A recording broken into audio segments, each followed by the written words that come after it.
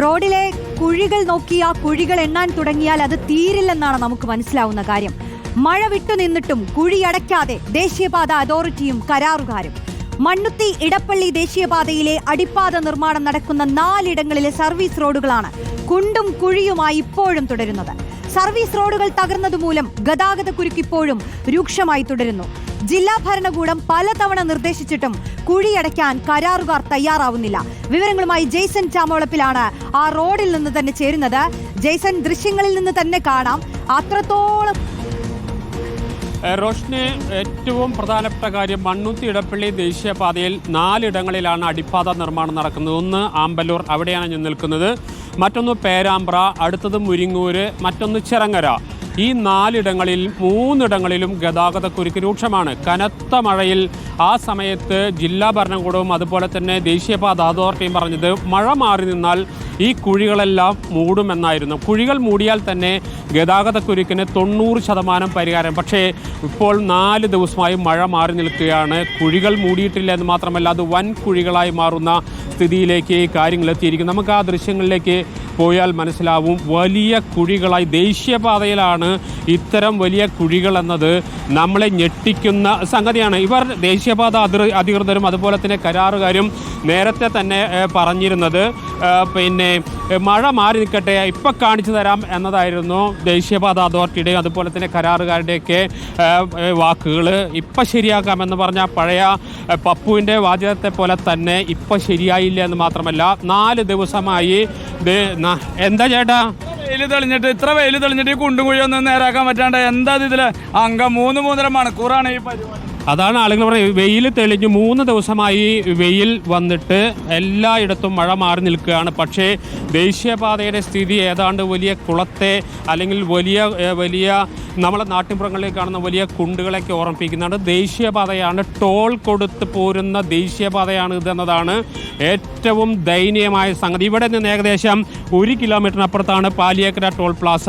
അവിടെ ഈ പോകുന്ന വാഹനങ്ങളെല്ലാം ഇതിനല്ല ഈ വഴിയിലൂടെ ഈ കുഴിയിലൂടെ കയറിയിറങ്ങി പോകുന്നതിന് ടോൾ കൊടുക്കേണ്ട സ്ഥിതിയിലാണ് ഇപ്പോൾ യാത്ര. ഇപ്പോഴും അനങ്ങിയിട്ടില്ല ദേശീയപാത അധികൃതർ, ഇപ്പോഴും അനങ്ങിയിട്ടില്ല പിന്നെ കരാറുകാർ. അവർ ഇനിയും മഴ വരട്ടെ എന്ന് കാത്തിരിക്കുകയാണെന്ന് തോന്നുന്നു. കാരണം മഴ മാറി നിന്നാൽ ഇത് എത്രയും പെട്ടെന്ന് ടാർ ചെയ്താൽ ഒരു ഏകദേശം 50-60 മീറ്ററേ ഉള്ളൂ. ഈ 60 മീറ്ററിന് വേണ്ടിയാണ് കിലോമീറ്ററുകളോളം ദേശീയപാതയിൽ ബ്ലോക്ക് ഉണ്ടാകുന്നതെന്നാണ് ഏറ്റവും സങ്കടകരമായ കാര്യം. മഴ മാറി നിന്നിട്ടും ഈ കുഴികളടയ്ക്കാൻ തയ്യാറാവാത്ത ഈ ദേശീയപാത അതോറിറ്റിയോടും ഈ കരാറുകാരെ നാം എന്താണ് ചെയ്യേണ്ടതെന്ന് പൊതുസമൂഹം തന്നെ മറുപടി പറയണം. കയ്യേറ്റം ചെയ്യേണ്ട സ്ഥിതിയിലേക്ക് ഇവിടുത്തെ ഈ വഴിയിലൂടെ യാത്ര ചെയ്യുന്നവരുടെ മാനസികാവസ്ഥ മാറിയിട്ടുണ്ട്. അത്രയേറെ വളരെ മോശം സ്ഥിതിയിലേക്ക് ദേശീയപാതയുടെ സ്ഥിതി മാറിയിരിക്കുന്നു എന്നതാണ്. നമുക്ക് ആ ദൃശ്യങ്ങളിൽ കാണാം. വാഹനങ്ങൾ എത്ര സാവധാനത്തിലാണ് പോകുന്നതെന്ന്. വാഹനങ്ങൾ വളരെ പതുക്കെ കടന്നു വരികയാണ്. ഇതെല്ലാം കുഴികൾ, ഓരോ കുഴികളും താണ്ടി വരുന്ന വാഹനങ്ങളാണ്. ഇത് കഴിഞ്ഞാൽ അടുത്ത ബ്ലോക്ക് എന്ന് പറയുന്നത് പിന്നെ പാലിയേക്കര ടോൾ പ്ലാസയാണ്. അവിടെ എത്തിയാൽ കാശും കൊടുക്കണം, ബ്ലോക്കിലും പെടണമെന്ന സ്ഥിതി. ഇങ്ങനെ നീണ്ട നിരയിലേക്ക് വാഹനങ്ങൾ പോകുന്നു. ഇതിനുള്ള പ്രധാനപ്പെട്ട കാര്യം ഈ കുഴികൾ അടയ്ക്കാത്തതാണ് പ്രധാന പ്രശ്നം. ഞാൻ നേരത്തെ സൂചിപ്പിച്ചതുപോലെ കരാറുകാരെ കയ്യേറ്റം ചെയ്യേണ്ട സ്ഥിതിയിലേക്ക് പൊതുജനം എത്തുന്നതിൻ്റെ ഏറ്റവും വലിയ തെളിവാണ് ഇപ്പോൾ വാഹനങ്ങൾ നീണ്ട നിര കാണുന്നത്. വളരെ എളുപ്പമാണ് റോഷ്നി.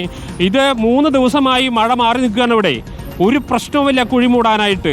ഒരു 10 മിനിറ്റ് കൊണ്ട് എല്ലാം തയ്യാറാക്കി ഒന്നിലെ കോൺക്രീറ്റോ അല്ലെങ്കിൽ ടാറോ മറ്റെന്തെങ്കിലും കൊണ്ടൊന്നും മൂടേണ്ട കാര്യമേ ഉള്ളൂ. അത് ഈ കഴിഞ്ഞ 3 ദിവസമായും ചെയ്യാത്ത ഇവരെ നാം എന്താണ് പറയേണ്ടത് റോഷ്നി? അത്രയേറെ ദയനീയമായ ഒരു അവസ്ഥയിലേക്ക് ദേശീയപാതയിലെ കുഴികൾ മഴ ഇപ്പോൾ ഇങ്ങനെയാണെങ്കിൽ ഒന്ന് ആലോചിച്ചാൽ മതി. മഴ പെയ്യുന്ന സ്ഥിതി ഇവിടെ എന്തായിരിക്കുമെന്ന് ആലോചിച്ചാൽ മതി. വലിയ കുളങ്ങളായി മാറുകയാണ് ദേശീയപാത. പക്ഷേ ഒരു രീതിയിലും കുഴി മൂടില്ല എന്ന വാശി ദേശീയപാത അധികൃതർക്കുണ്ട്, കരാറുകാർക്കുണ്ട് എന്നതാണ് നമുക്ക് ഈ ദൃശ്യങ്ങളിൽ നിന്ന് മനസ്സിലാവുന്നത്. വലിയ ബ്ലോക്കാണ്, കാണുന്നില്ലേ?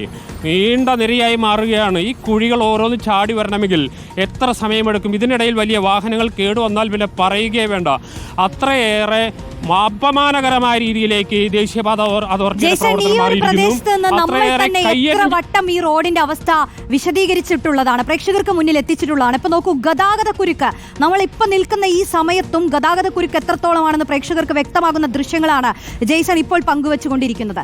ഈ യാത്രക്കാർ മാത്രമല്ലല്ലോ, സാധാരണക്കാരായ ജനങ്ങൾ മാത്രമല്ലല്ലോ, ഇവിടുത്തെ രാഷ്ട്രീയ നേതാക്കളും അധികാരികളും ഒക്കെ പോകുന്ന ഒരു വഴിയല്ലേ ഇത്. എന്നിട്ടും കുലുക്കമില്ലെന്ന് പറയുമ്പോൾ പിന്നെ ഇതിൽ ആര് പ്രതികരിക്കാനാണ്?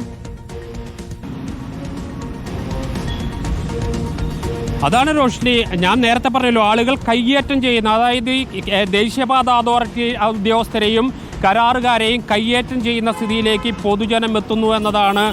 കയ്യേറ്റം ചെയ്തില്ലെങ്കിൽ അത്ഭുതമുള്ളൂ. ഞാൻ നേരത്തെ പറയുമല്ലോ, 4 ദിവസം ഉണ്ടായിട്ട് ഒരു കുഴിയൊന്നും മൂടാൻ പോലും തയ്യാറായിട്ടില്ല. ഏകദേശം 50-60 മീറ്റർ കുഴി മൂടിയാൽ കിലോമീറ്ററുകളോളം വരുന്ന ദേശീയപാതയിലെ കുരുക്കഴിക്കാൻ കഴിയും. വെറും 60 മീറ്റർ കുഴി, ആ കുഴി മൂടാൻ പോലും അത്രയും വൃത്തികെട്ട രീതിയിലേക്ക് ഇവിടുത്തെ ദേശീയപാത അതോറിറ്റിയും അതുപോലെ തന്നെ കരാറുകാരും എത്തിയെന്നതാണ് ഏറ്റവും ദയനീയമായ സ്ഥിതി. ആളുകൾ അതീവ രോഷം കൊണ്ടാണ് യാത്ര ചെയ്യുന്നത്. പക്ഷേ നിവൃത്തിയില്ല. ആരോട് പറയും? ഈ 4 ദിവസം ഉണ്ടായിട്ട് കുഴി മൂടാൻ കഴിയാത്ത ഈ ദേശീയപാത അതോറിറ്റിയുടെയും അതുപോലെ തന്നെ കരാറുകാരുടെയും തോന്നിവാസത്തിന് ആരും മറുപടി പറയുമെന്നത് ആർക്കും ഒരു ഉത്തരവുമില്ല. ഇപ്പോൾ നാം കാണുന്നില്ലേ ദൃശ്യങ്ങളിൽ നിന്ന്, വാഹനങ്ങൾ നീണ്ട നിരയാ. വളരെ കുറച്ച് ഭാഗം മാത്രം ഒന്ന് കുഴി മൂടിയാൽ തീരാവുന്ന പ്രശ്നമേ ഉള്ളൂ ഇത്. പക്ഷേ അത് ചെയ്യില്ല. ആരാണ് ചെയ്യിക്കേണ്ടത്? ഒന്നല്ലെങ്കിൽ ജില്ലാ ഭരണകൂടം ചെയ്യിക്കണം, അല്ലെങ്കിൽ ദേശീയപാത അതോറിറ്റി ചെയ്യിക്കണം, സർക്കാർ ഇടപെടണം. ഇതൊന്നുമില്ലാതെ നോക്കുകുത്തിയായി മാറുന്ന സ്ഥിതിയിലേക്ക് നമ്മുടെ കുഴിമൂടാൻ പോലും, നിസ്സാരമായ കുഴിമൂടാൻ പോലും തയ്യാറാവാത്ത ഒരു അധികാരവർഗത്തിന് മുമ്പിൽ നാം എന്ത് പറയാനാണ് റോഷ്നി? ആ വാഹനങ്ങൾ നീണ്ട നിര ആയിക്കൊടുങ്ങി. ഇനി വൈകുന്തോറും ഇത് നീണ്ടുകൊണ്ടിരിക്കും. കാരണം ഇപ്പോൾ ഇനി വാഹനങ്ങൾ കൂടുതൽ റോഡുകളിലേക്ക് ഇറങ്ങും. ആളുകൾ ജോലി കഴിഞ്ഞ് പോകുന്നവർ, മറ്റു രീതിയിലൊക്കെയും ഓരോ ആവശ്യങ്ങൾക്കായി വരുന്നവർ കൂടുതൽ വന്നുകൊണ്ടിരിക്കും. ഇപ്പോൾ ഇനിയും കിലോമീറ്ററുകളിൽ നീളും. 3, 3:30, 4 മണി വരെയാണ് ശരിക്ക് കാര്യമായ ബ്ലോക്ക് ഉണ്ടാവാൻ സാധ്യത കുറവ്. പക്ഷേ അത് കഴിഞ്ഞാൽ വലിയ ബ്ലോക്കിലേക്ക് കാര്യങ്ങളെത്തും. രാത്രിയൊന്നും ഈ വഴിക്ക് യാത്ര ചെയ്യുന്ന ഒരു പേടി സ്വപ്നമാവുന്ന സ്ഥിതിയിലേക്കാണ് കാര്യങ്ങൾ എത്തിയിരുന്നത്. അതോടൊപ്പം തന്നെ ഏതെങ്കിലും ഒരു വാഹനം ചെറിയൊരു കേട് വന്നു കഴിഞ്ഞാൽ തീർന്നു. പിന്നെ അവൻ 4-5 മണിക്കൂർ ഇവിടെ തന്നെ കിടക്കേണ്ട ഒരു സ്ഥിതിയിലേക്ക് കാര്യങ്ങൾ എത്തിച്ചേരും റോഷ്നി. തീർച്ചയായും ഇതിൽ നിന്നിപ്പോൾ വ്യക്തമാകുന്നത് ഈ റോഡിലെ കുഴികളടയ്ക്കാനും ദേശീയപാത അതോറിറ്റി തയ്യാറാവുന്നില്ല, ഗതാഗത കുരുക്ക് പരിഹരിക്കാനും തയ്യാറാവുന്നില്ല. അപ്പുറത്തുള്ള നേൽ ഈ അടിപ്പാത നിർമ്മാണവുമായി ബന്ധപ്പെട്ട് നിത്യേന അതിലൂടെ പോകുന്ന വാഹനങ്ങൾ കടത്തിവിടാനെങ്കിലും എന്തെങ്കിലും സജ്ജീകരണം നടത്തേണ്ടിയിരുന്നില്ലേ എന്ന് ചോദിച്ചാൽ അതും ചെയ്തിട്ടില്ല എന്നുള്ളതാണ് ഇപ്പോൾ നമുക്ക് വ്യക്തമാകുന്നത്. ജെയ്സൺ ചാമോളപ്പിലാണ് ആ റോഡിൽ നിന്ന് അവിടുത്തെ കാഴ്ച പ്രേക്ഷകർക്ക് മുന്നിൽ എത്തിച്ചത്. ഇതിനു മുൻപും നമ്മൾ ഒരുപാട് തവണ പ്രേക്ഷകർക്ക് മുന്നിലെത്തിച്ച സാഹചര്യമുണ്ട്. പക്ഷേ അധികാരികളാരും കണ്ണു തുറക്കുന്നില്ല. ഒരു മരണം വരുമ്പോൾ മാത്രം ചാടി എണീറ്റ് എന്തെങ്കിലും ചെയ്തതുകൊണ്ടാവില്ലല്ലോ. ഇത് നിത്യേനെ ഈ ജനങ്ങൾ ദുരിതം അനുഭവിക്കുകയാണ്.